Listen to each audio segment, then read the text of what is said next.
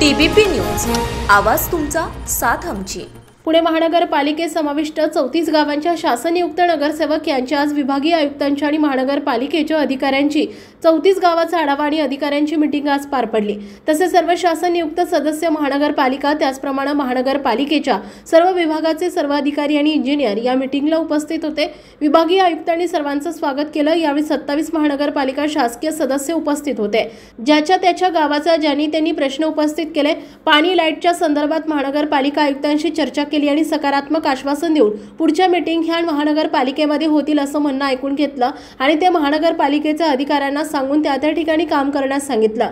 त्याचप्रमाणे विभागीय आयुक्त साहेबांकडे शासकीय सदस्य आहे असं आम्हाला ओळखपत्र द्यावं अशी मागणी केली। यावेळी विभागीय आयुक्त यांनी तात्काळ 34 गावात प्राथमिक स्वरूपात सोयी सुविधेसाठी महानगरपालिकेने निधी या गावांना मंजूर करण्यास सांगून सदर 34 गावांची पाहणी करून आवश्यकता असेल तेथे तात्काळ छोट्या मोठ्या कामांसाठी निधी उपलब्ध करून गावात कामांना सुरुवात करा असे आदेश यावेळी महानगरपालिकेला दिलेत। सध्या पावसाळा असल्याने पावसाळ्यात निर्माण होणाऱ्या अडचणींवर तात्काळ निधी देऊन समस्या सोडवण्यासाठी प्रयत्न केला जाईल असे पुणे महानगरपालिका आयुक्त यांनी यावेळी शासनयुक्त नगरसेवक यांना आश्वासन दिले।